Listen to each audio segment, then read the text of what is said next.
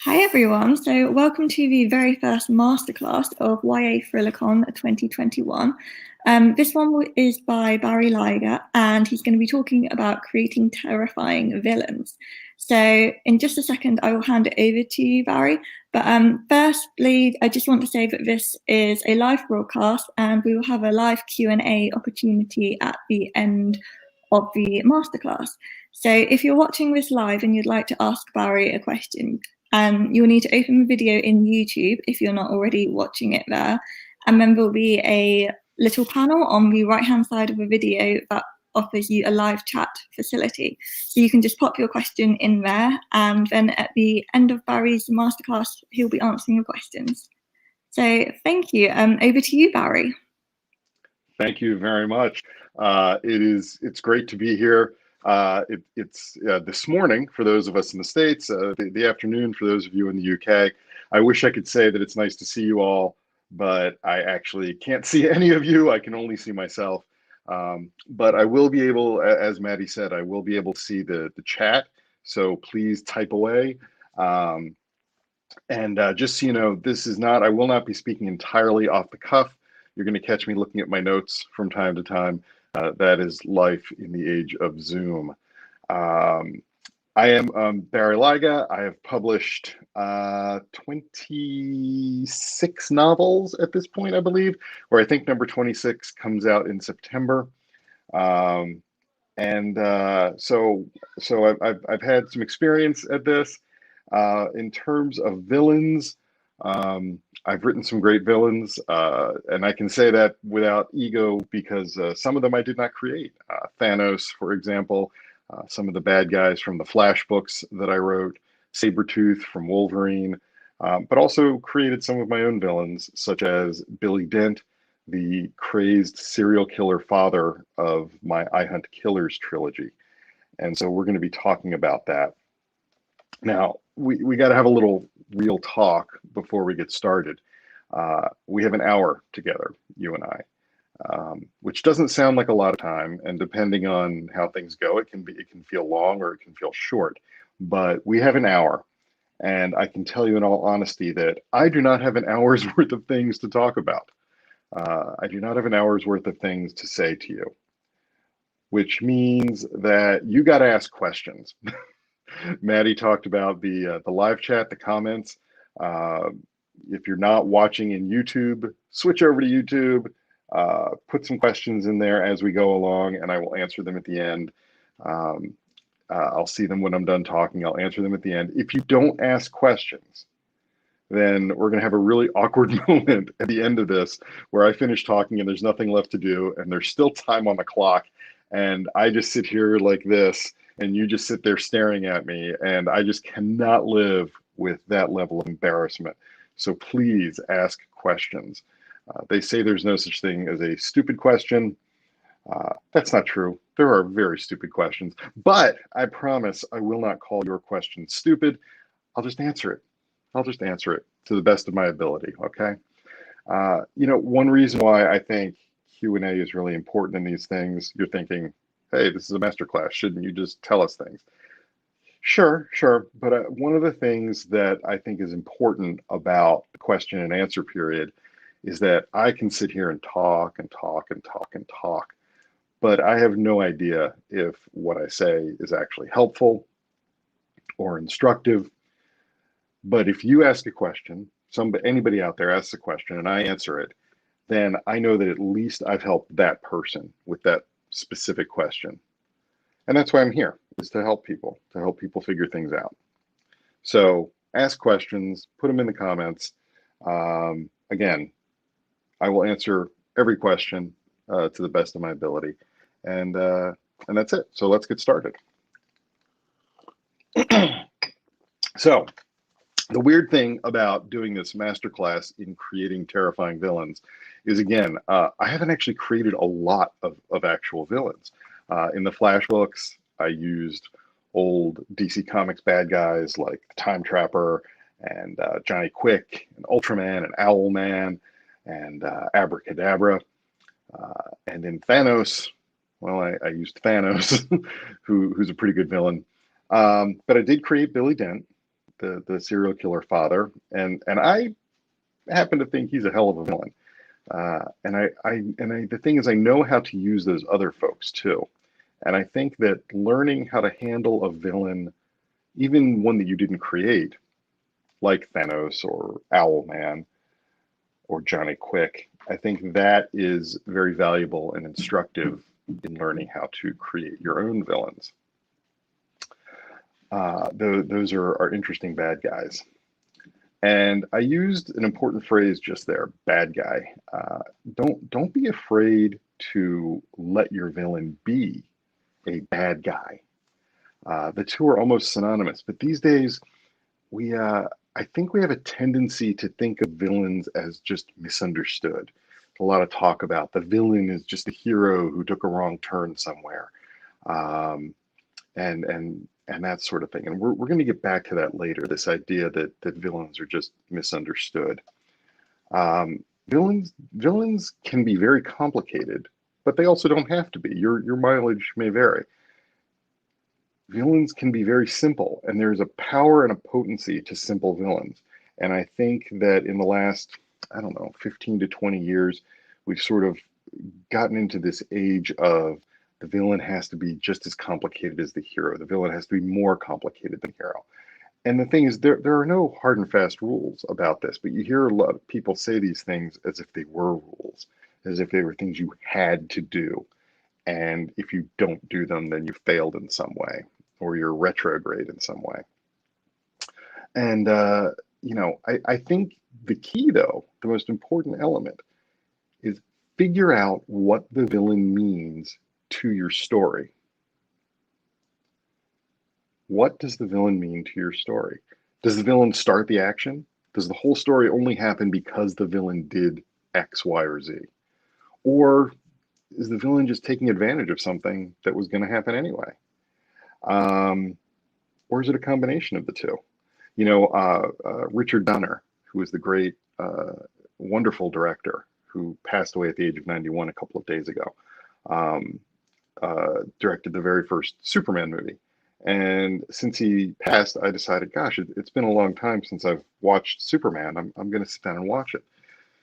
And, Lex Luthor, of course, is the villain.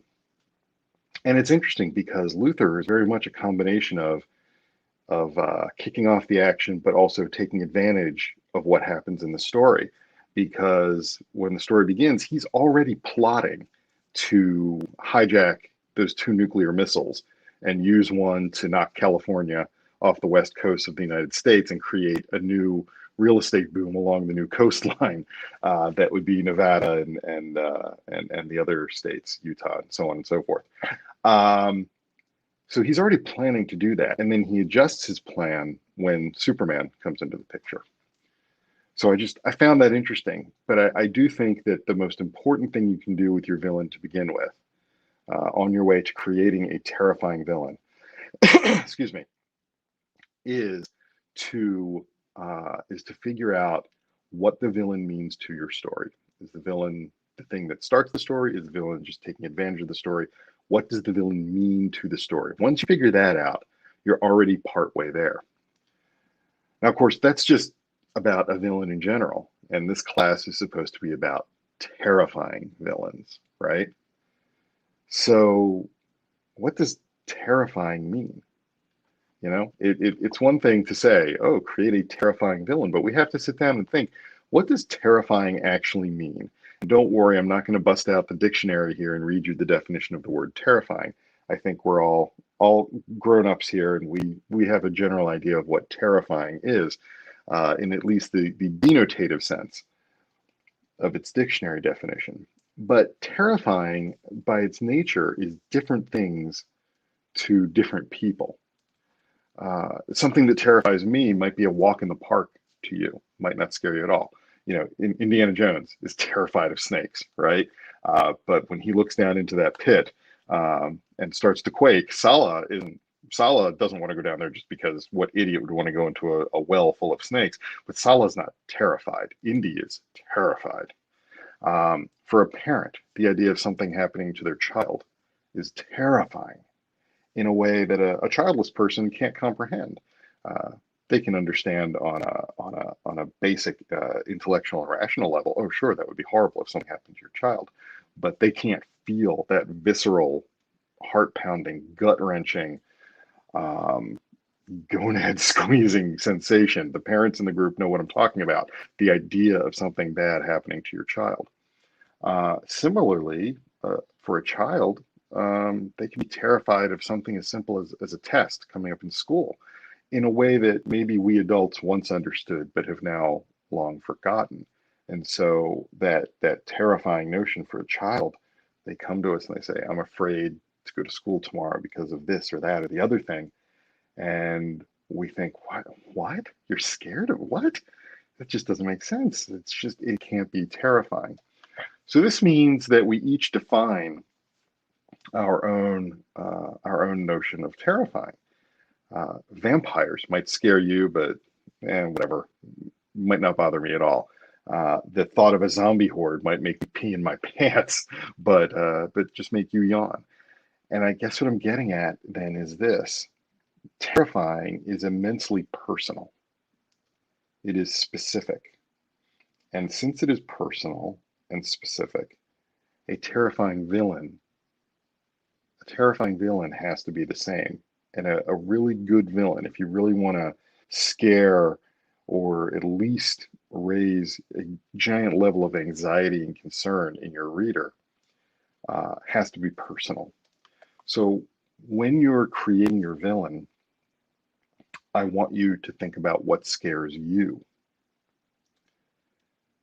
What scares you? What worries you? What concerns you? What just fills you with dread and terror and horror and makes you want to go run screaming into the night and hide under a blanket somewhere? What scares you? Because I promise you this, I promise you, and I know I'm right, whatever scares you will also scare somebody else. It will scare other people. It's not going to scare everybody. We just talked about that. We just talked about how, terror and terrifying is personal and different for people.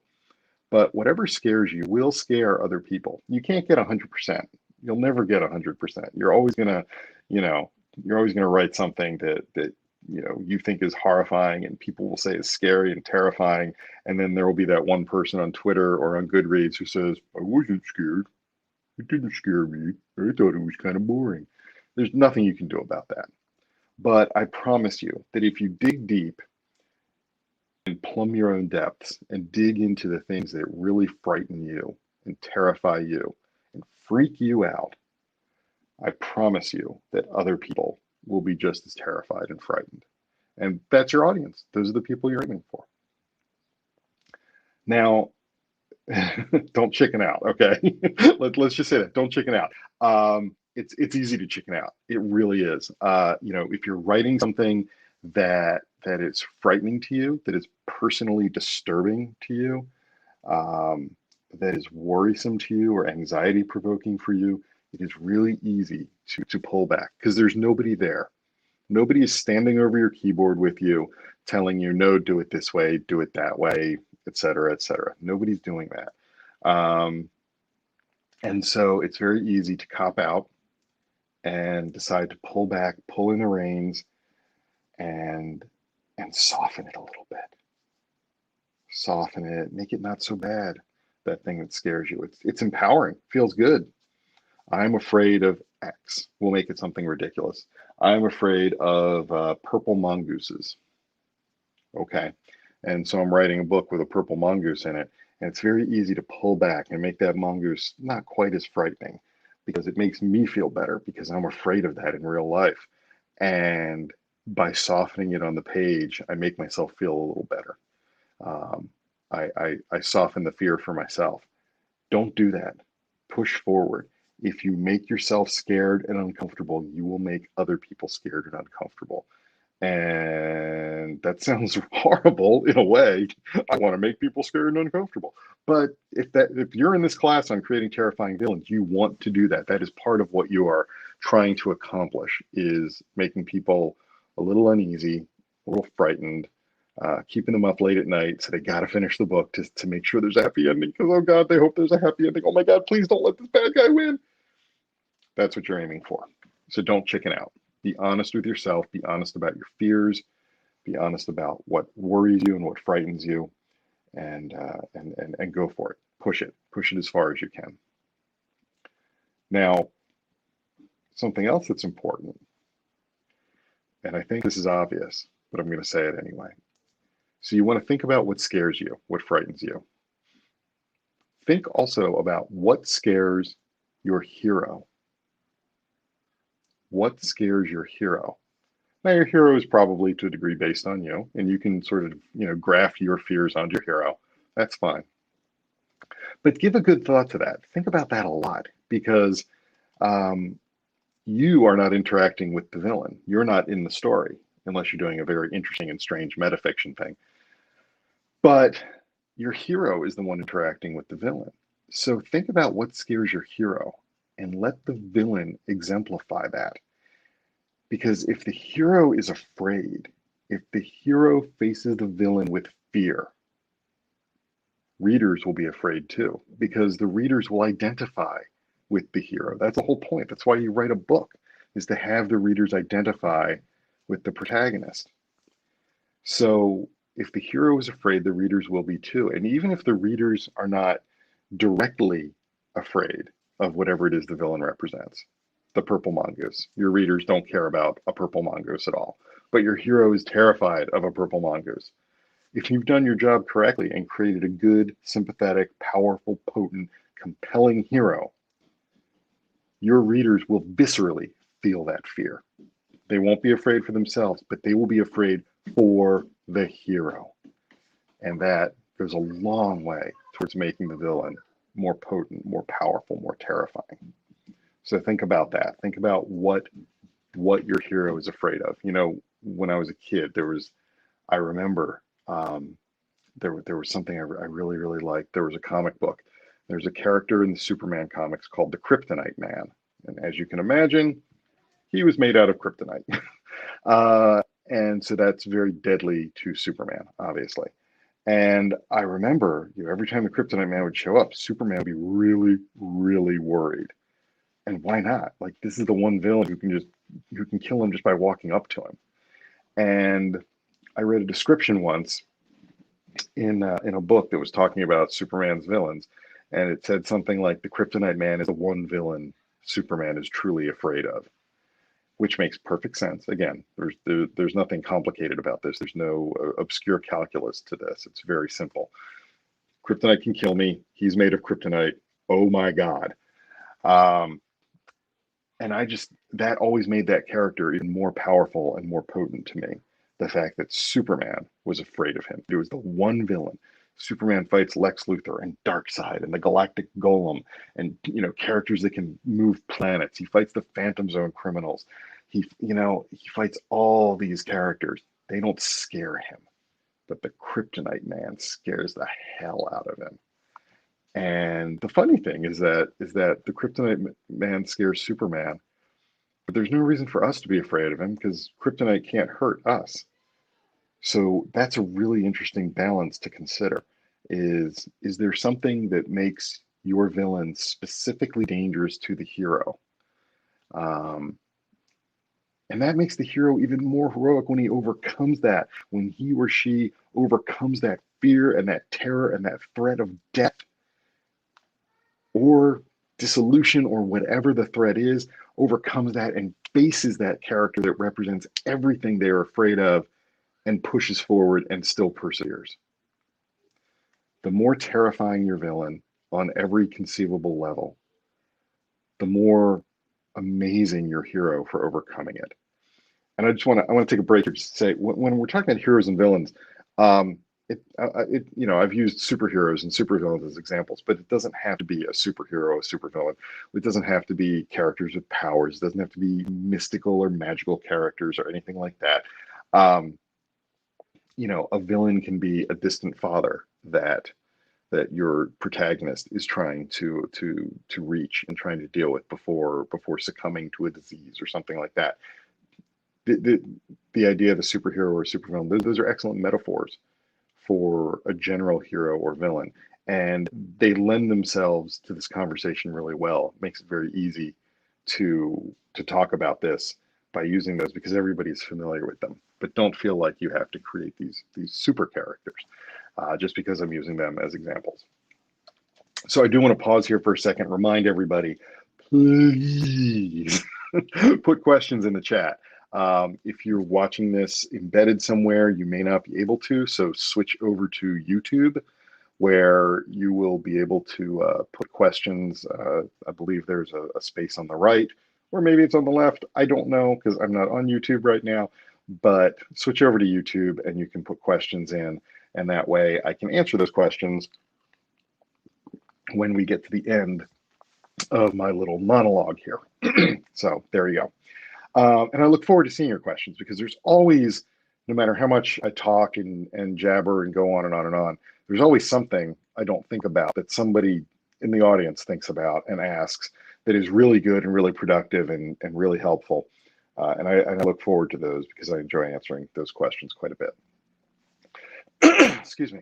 Okay, so getting back to this. Something that you probably hear a lot, especially now, something that has been in vogue for a decade or two now, really, is a couple of ideas. The idea that a hero is only as good as his villain, and also an idea: make your villains sympathetic, make your villains relatable. You probably hear this a lot. I'd be surprised if you haven't heard this a lot. I am going to call bullshit on that, quite frankly. I think that advice is given as if it were rock solid, as if it were the solution to all of your villain problems, as if it were the only way to create villains. It's the secret. It's the secret sauce, the X element that lets you create a villain, and that's just not true. I think people who say that with that level of assurity and that level of insistence are either tired of writing heroes or they're just not very good at writing heroes, because those elements, the idea a hero is only as good as his villain, make your villains sympathetic, make them relatable, that's an excuse to write more of the villain, which is fine. There's nothing wrong with writing as much of the villain as you like. But if you're coming into the project thinking, I have to write more of the villain, I have to expand on the villain, I have to explicate the villain, maybe that's because you're avoiding writing the hero. I don't think villains have to be sympathetic. I don't think villains have to be relatable at all. I think the key to your villain is making them understandable, making them comprehensible. When I wrote the Thanos novel, The Origin of Thanos for the Marvel Cinematic Universe, people asked me a lot when that book came out, how do you take a character like Thanos and make him sympathetic? And at the root of that question is the assumption that you have to make the bad guy sympathetic in some way. And my answer is I didn't. I didn't make him sympathetic. I never even considered for an instant making him sympathetic. I wanted him to be comprehensible. I wanted people to look at Thanos and go, oh, I get it. I understand. I see why this guy grew up to decide that there's a problem in the universe, and I know the solution is to kill half of everybody in the universe. And not only do I know that solution, but I'm going to figure out how to do it, and I'm the guy to do it. I don't think there's anything sympathetic or relatable in there at all. But I do think you can tell a story in such a way that you read it and you go, oh, I understand. I don't agree. I don't condone. I don't like, but I understand. I get it. And that was what I aimed for with Thanos. And I think that works when you're creating a villain. I will talk about the villain that I created, Billy Dent, serial killer dad. The key with Billy, he's not sympathetic at all. He's a murderer. He has raped, murdered, and tortured over 100 people. He's a racist, and but at his core, he wants to be a good father. He just has a really, really fucked up notion of what being a good father is. He thinks being a good father is getting his son to go into the family business and grow up to be a serial killer, just like dear old dad. And I think that I think that's important. I think that, in a way, that's what makes him terrifying. Is that his core desire is very understandable. Um, Hopefully, none of us can understand his desire to rape, torture, and murder, but I certainly understand his desire to be a good father. So that's what makes him frightening, is that he has that same core desire that I have, but the expression of it is monstrous and awful. Um, Sometimes it can be difficult. Sometimes it can be easier to relate to the villain as a writer. I get that. Because they seem to have fewer constraints on them. The hero has these constraints of morality and so on and so forth, and the villains can be more fun because they don't have these constraints. I think about, I'm going to date myself here now. There was a movie in the 90s called New Jack City, which was a movie about crack kingpins in New York in the 80s and 90s. And Ice-T plays a cop, an undercover cop in that movie. It was his first time playing a cop. Of course, now he's played a cop on Law and Order for a million years, but this is his first time acting and playing a cop. And the producers of the movie asked him to contribute to the soundtrack. They asked him to, since he was playing a cop, they said, "Oh, do a song from your character's point of view, from the cop's point of view." And I'll never forget, I watched an interview with him, and he said, they asked me to do that, but I couldn't get into that headspace. I couldn't figure that out. So I did a song from the point of view of the bad guy instead. And I remember thinking, dude, you gave them the exact opposite of what they asked for. Like they asked you for a song from the point of view of the good guy, and you gave them a song from the point of view of the bad guy. Like, I get it. Like, if you don't think you can do the song from the point of view of the good guy, if it's just not in your wheelhouse, if it's not something you can relate to, fine. Like, just tell them that then. But instead, he just went, "Oh, okay," and then came back and turned in a song from the point of view of the bad guy. And it's a good song. It's a really good song. But I just remember being amazed that he just completely whiffed the assignment, and also that he was playing the good guy, and yet he said he couldn't get into that headspace and write that song. So I understand that it can sometimes be easier to sympathize with and relate to the villain. I don't think that's necessary. I really, truly don't. Hannibal Lecter is often considered sort of the quintessential modern villain. I think a lot of villainy in the 21st century owes a debt to Thomas Harris's serial killer. He's not sympathetic or relatable at all, at all. And in fact, when Harris wrote a book that tried to make him sympathetic and relatable, when Harris wrote the sequel to Silence of the Lambs, Hannibal, when they made a movie of it, they threw out most of it because it just didn't work. It doesn't work to make that character sympathetic and relatable. What makes that character work is he's intriguing. He's interesting, and he's understandable. He wants something very simple. He wants to eat human flesh. And so everything he does is in service of that. And that's understandable. Like, I get it. Okay, yeah, if you want to eat human flesh, you're pretty much going to have to become a serial killer. Okay, done and done. But there's no sympathy there. There's no relating to that. Some people even think that Lecter is sexy. Okay, that's fine. That's all fine. He is also absolutely terrifying. He can be all of those things. Now, I mentioned before the idea that villains are just misunderstood. This ties in with these modern notions that heroes have to be likable or sympathetic. And I say it's modern because, I'm an old man, but I don't know how old those of you watching this are. But historically, villains were just villains. Sometimes they were bad guys just because They were just bad. There was no redeeming value or quality to them at all. And I do think that making villains more three-dimensional is a good thing. But I also think that with the advice we often give to writers, we've gone too far in the other direction. And we end up with villains who are too sympathetic, too relatable, too likable, and therefore not as frightening, not as terrifying. And this is about terrifying villains. So if you want a really terrifying villain, you can't just have a poor misunderstood guy who at his core just wants to be loved. That can be captivating, no question about it. I'm sure you can write a very good story about that.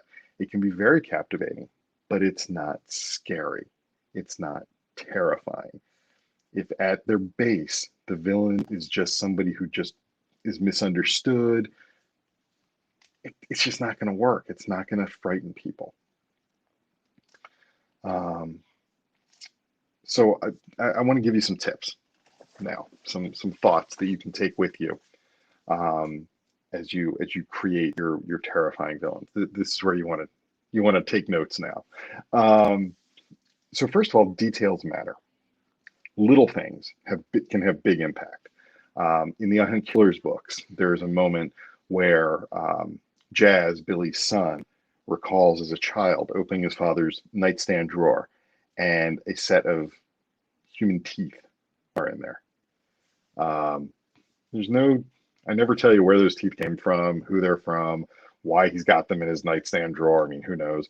But it's a little detail that bit of obscene evil in the mundane world. You don't certainly expect to open somebody's nightstand drawer and find human teeth clattering around in there. And yet, there you are. I think, talking about Hannibal Lecter, I think the way he very calmly says that he ate the census taker's livers with a nice Chianti and some fava beans. That's a very small detail. There's nothing frightening about fava beans or Chianti. But the fact that he's so calm about it, the fact that he clearly enjoyed it, that's a little detail. It's a small detail, but it has a big impact in the way you think about Lecter.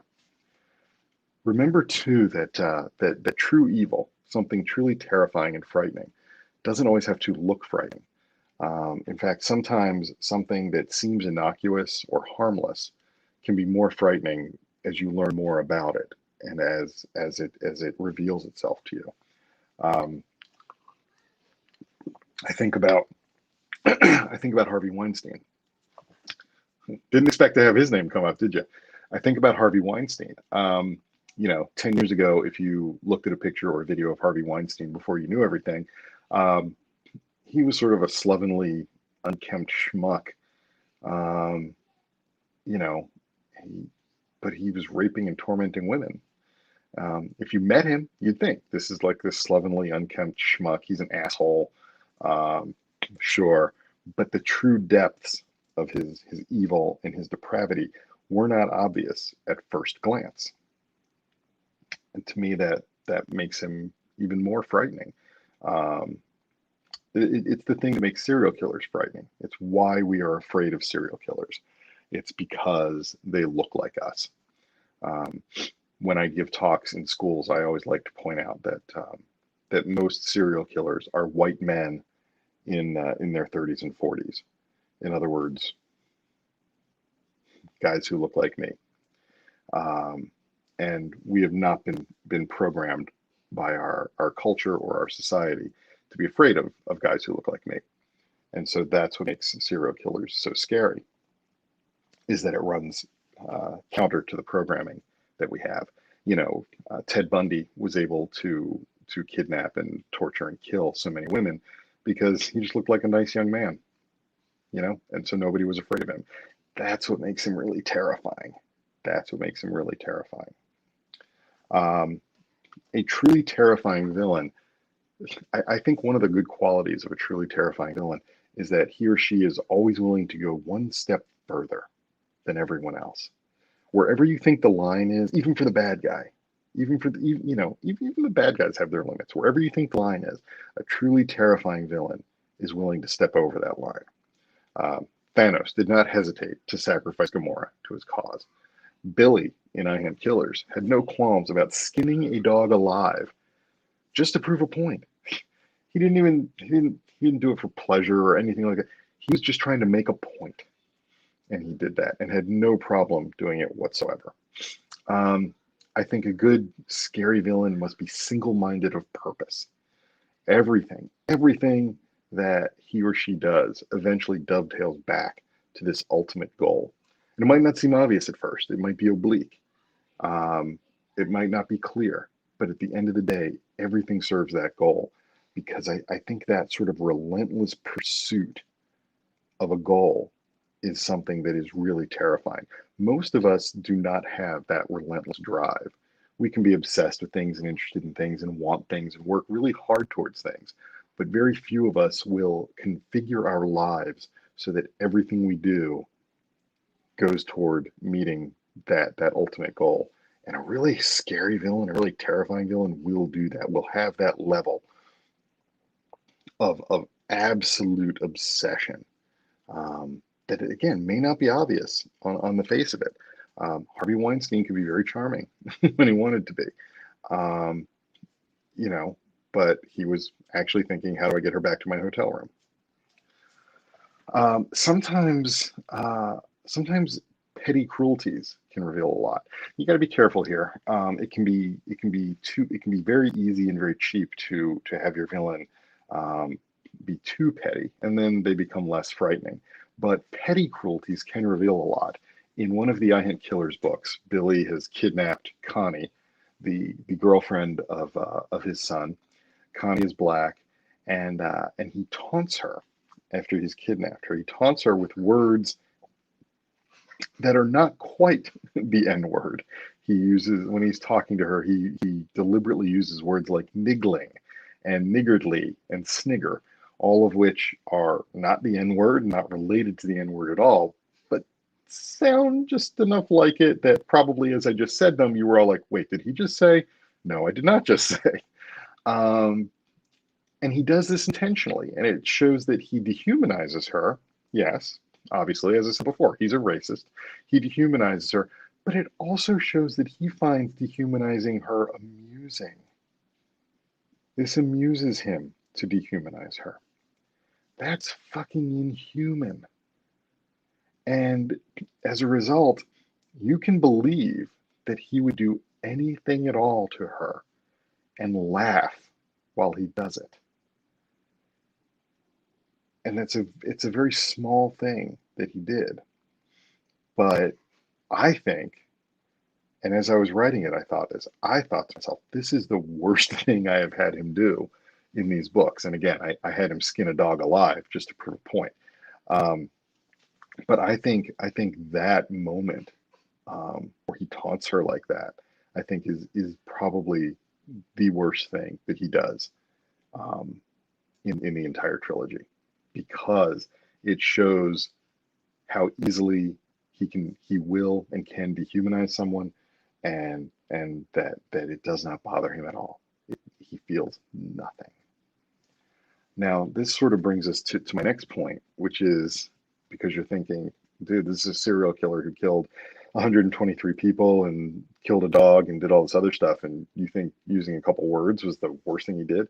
I want you to remember that your villain need not be excessively or exclusively violent. Too many writers try to amp up their villain with pointless and random bloodshed. And I get it, because it's easy. And, as human beings, we have a visceral reaction to violence and blood.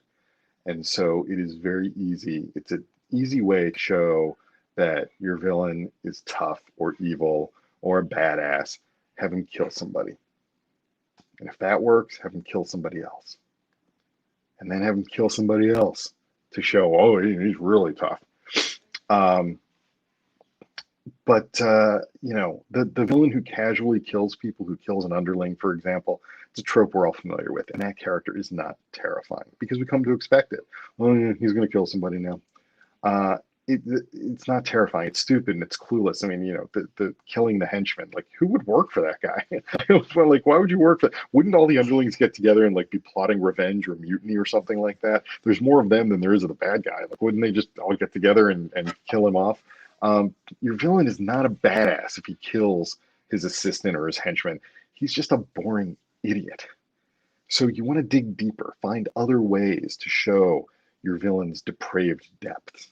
There are other ways to do it. It doesn't have to be killing people left and right or brutalizing people left and right. There are other ways to do this. Again, think of what scares you. Yes, you are afraid of dying. We're all afraid of dying. That's not unique. What scares you? And make your villain the master of that. A truly terrifying villain may want to kill you or your family. Maybe he just wants to cut away pieces of you until you want to die. Those pieces might be flesh and blood, or they might be dreams and hopes. Think about it. Think about a villain who kills your dreams. That's pretty terrifying. That's pretty frightening. And there's not a drop of blood involved. So it's not always about physical violence. Remember the Billy example that I just gave. Sometimes the most horrifying villains brutalize your psyche. They destroy confidence. They rain fire down on your peace of mind. They horrify you, not because of the physical harm they can do to you, but because of the emotional scars they will leave, because of the psychic damage they will do. So I want to wrap up and then get to your questions. No matter the details, a truly terrifying villain, in my estimation, will accomplish 3 critical goals. There we go, 3. Number 1, he or she will harry the hero, test the hero's limits physically or psychologically or emotionally or some combination of those. If the villain can't really frighten and harry the hero and test the hero and push the hero to the limits, that's not going to be a terrifying villain. He or she will propel your story forward into dark places. Remember, there's a difference between dark and violent. You can do dark without a single drop of blood. If you want the drop of blood, take the drop of blood. That's fine. But again, you don't have to. Don't confuse dark for violent. Don't feel like you have to rip a character's guts out and hang them off the wash line in order to make your point. There are ways to do it without that. And the third critical goal is he or she will take your readers for a ride they'll never forget and hopefully scare the living hell out of them.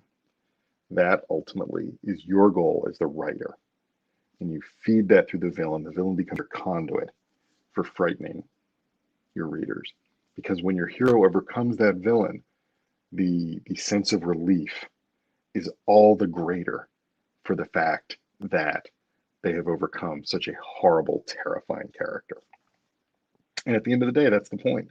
The point of the story is not how frightening the villain is. The point of the story is the triumph and overcoming that. And that is the incredible, basic, core human desire to triumph, to overcome. And the more frightening your villain, the more terrifying your villain, the greater the sense of relief, release, and satisfaction you will get when your hero triumphs in the end. So that's what I have to say. And let's get some questions. We have about 15 minutes left to do questions. So I hope that there are questions. Let's see. I can bring up a little thing here. Georgia Rossworth. Okay. Hello. What's your view on villain monologues? How do you put across your villain's motives without too much exposition / info dumping? Whew. Yeah, monologues. Look, a good monologue is a thing of beauty. There's no question about it. There's a reason why Shakespeare wrote monologues. I think monologues are problematic for a couple of reasons. Number one, everybody expects them now, and in fact, they've become a joke. They've become a trope. Once the Incredibles, made a joke out of it and turned it into a verb. Oh, you caught me monologuing. the villain monologue became sort of stale. So you want to avoid it for that reason. I think honestly, um, the idea of colloquy, I think, is far superior. Because ideally you want a villain who intellectually challenges your hero as well as just physically. And so I think um, having interaction between your hero and villain, which brings out your villain's motivations and justifications. Also, it allows you to do two things. It expands on your villain, and it also gives you an opportunity to show your hero at his or her best. So there are many, many opportunities. You don't have to put the two of them in a room and have them talk. It can be a conversation where, it can be a chat. It can be something that happens over, where they're exchanging, letters. It can be something where they, one of them releases a video online and the other releases a response to it. But I think that interaction can accomplish a lot of the same goals.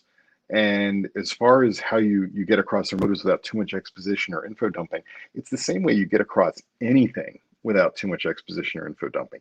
It can be very difficult, and I understand that. I'm sympathetic to that. I've run into this problem.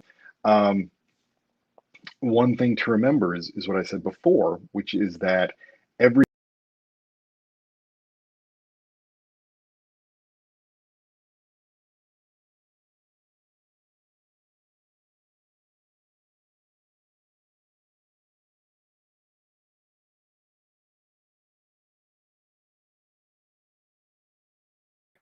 Uh-oh, sorry about that. We've got you back now. Yeah, am I back now? Yeah, you're back Okay. now, yeah. Okay, sorry about that, everyone. I don't know what happened there. But what I was saying before about how everything that the villain does, the villain is single-minded. Everything the villain does focuses on his or her ultimate goal. That can help you here too, because basically everything that you have the villain do is an opportunity for you to give a little tiny bit of detail about the motive, without lapsing into some, pages of exposition or info dumping. So you can have all of these tiny moments that accrete and build up, and by partway through your story, you have gathered enough of those things that the reader has a really good, really clear notion of what your villain's motivations are. So I hope that answers that question. Feel free to jump back into the chat if I have not given you the answer you were looking for, or if you need further explanation. We have like 12 minutes. I'm hoping somebody else will have a question, because otherwise I'm just going to sit here and glare into the camera. Or I will start talking about all the geek stuff behind me,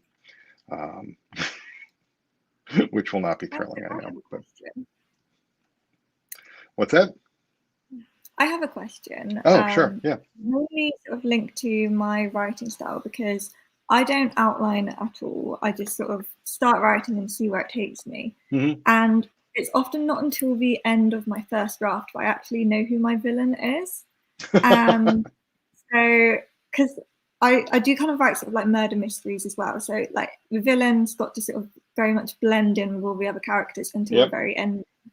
So I was wondering if you have any sort of advice on how to subtly indicate that the villain is the villain without giving it away really early on. The first murder mystery that I wrote was the first book in the I Hunt Killers trilogy. And I wrote it and I gave it to some friends, and they said, wow, I really like this, but I knew on page 25 who the killer was. And I was like, damn. So I went back and I reworked it and gave it to some different people. And they said, yeah, I really liked it, but I knew on page 50 who the killer was. And I thought, okay, all right, I've pushed it back into page 50 now. That's good. So I knew I was headed in the right direction. I say that so that I can say this, which is the way I always think of it is go too far make it too obvious, and then it's easy to pare back. And I've just Yeah. always found that the way. I always find it easier to overdo something and then scale it back later than to go too subtle and have to figure out just the right place to drop that in. If you overdo it a little bit, and I'm not saying make it crazy, like don't write, chapter 1, the murderer walked into the room with a sign saying, "Hi, I'm the murderer." But make it a little more obvious than you think it should be, Mhm. and then go back and just start shaving it down. And eventually you'll get to the point. The problem is it's always going to seem screamingly obvious to you. Mhm. Like, and that's the thing that drives me crazy when I'm writing anything with any sort of a twist or surprise or anything like that. Is I'm always like, oh my God, this is so obvious. Like Mhm. nobody's going to be fooled by this. And then, you give it to somebody to read, and they're like, oh, I didn't know. I had no idea. Or, I figured it out, 20 pages from the end, I figured it out. And you're like, oh, really? Oh, okay. And you sort of have this reaction of, wow, you're an idiot. Like, you didn't see that? But, we live with it. It's in our heads. It's our story. So, of course, it's going to be obvious. It is the toughest thing about writing anything with any sort of a twist, I think. And, of Mhm. course, a murder mystery, the whole idea is a twist. You find out at the end who did what and why. Um, and I think that that's the hardest thing, is that it's very obvious to us. And I'll fall back on what I said before um, about whatever is scary to you will be scary to somebody else. I think, you said you basically just jump in there and write and figure it out as you're going along. That's sort of how I write. I think if we surprise ourselves while we're writing, that will Mhm. surprise readers. Like if you're writing something and a character does or says something that is unexpected or strange or out there or outre in some way, um, if we feel that, the readers will feel that. And I think that's the best gauge that you can have.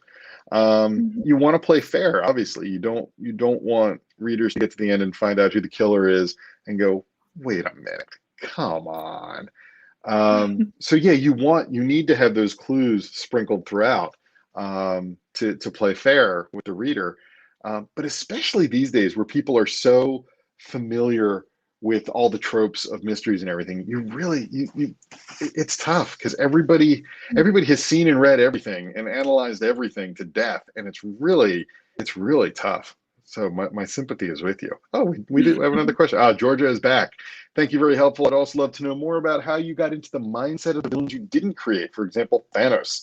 How much guidance were you given, and how much was instinctual? Um, that's a great question. With the DC villains for the Flash books, I mean, I've been reading those characters since I was 6 years old, so they're just part of my DNA at this point. So it takes absolutely nothing to get into those characters. For Thanos, the interesting thing about Thanos is that I knew the character quite well from the comics, but the character in the movies is very different from the character in the comics. The character in the movies has very different motivations. Um, and when I was first asked to write Thanos, timeline here for you, Infinity War had not come out yet. In fact, I don't think we had even seen a trailer for Infinity War yet. So all I knew about the movie Thanos was that one scene in Guardians of the Galaxy and those couple of teaser scenes at the end credit scenes in Avengers and Age of Ultron. So I went into it initially when they called me. I went into it assuming that he was basically the same as the character from the comics, and I had a whole outline for the book based on that. And then I met with the studio, and they told me his motivations in the movies, and I was like, ah, shit, he's a completely different character, and I had to rethink that. So in terms of guidance I was given, they told me the basics. They said, look, he grew up on this planet and they were overcrowded, and he came up with this idea to kill half the people, so they kicked him off the planet. And then he became a warlord, and then he got the Infinity Gauntlet, and that was basically it. And it was my job to fill in everything else. So it really, given that I wasn't given a huge amount of information there, um, it really fell to me to think, okay, again, not thinking in terms of sympathy or relatability or likability, but thinking in terms of rationality and logic and reason and understandability and comprehensibility. How do I get this character from A to B to C all the way down to Z, where he snaps and kills the half the universe? What makes sense? What is a journey that would take him logically down that path?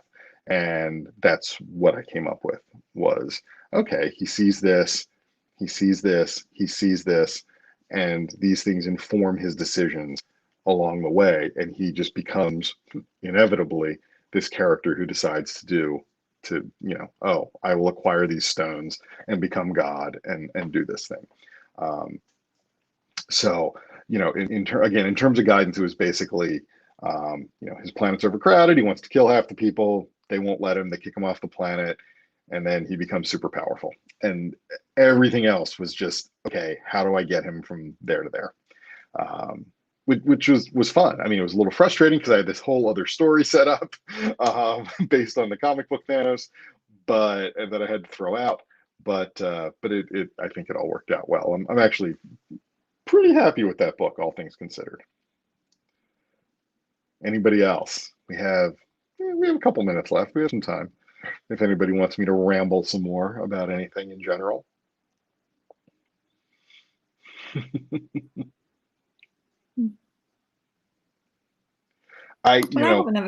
Oh, sure. Yeah. Yeah. So before this masterclass, we actually had the panel about examining villains in YA thrillers. And one of the discussion topics in that towards the end was whether a villain could have too many redeeming characteristics. So I was just wondering what your answer to that would be. Yeah, I mean, that's what I was sort of getting at when I was talking about the advice that is typically given today to make villains sympathetic and relatable. I think we've gone a little too far in that direction. I'll be honest with you. And especially, oh boy, especially living in a country that has just emerged from 4 years of being run by a supervillain. I am not inclined to have sympathy for these kinds of people. I'm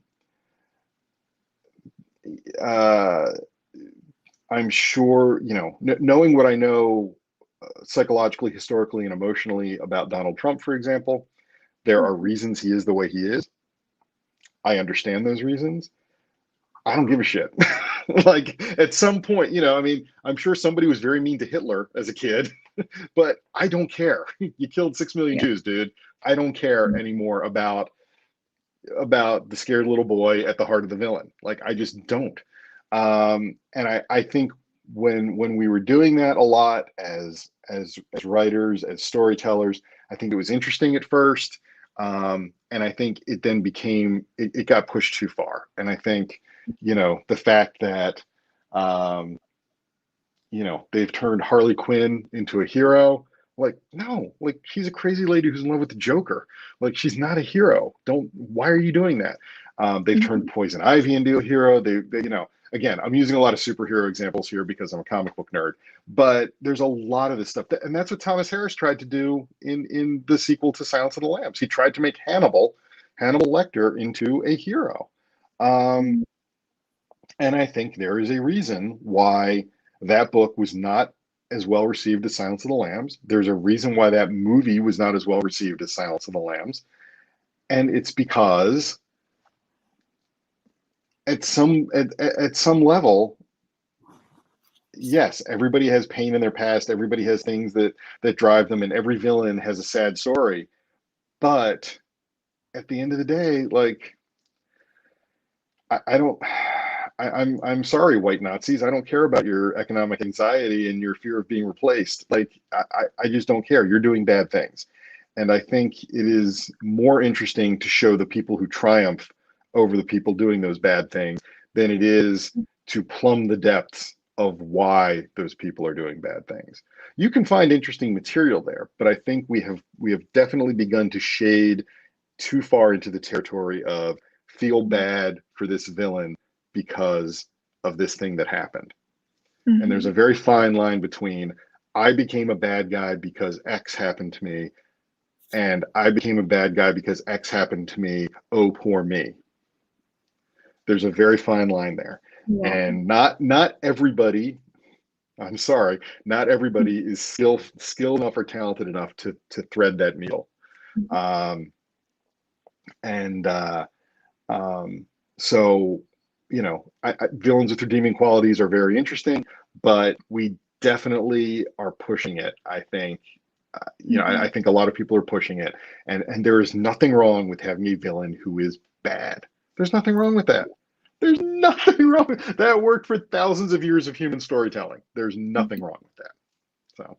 Great. So yeah, thank you so much for doing this masterclass, because we have now come to the end of the hour.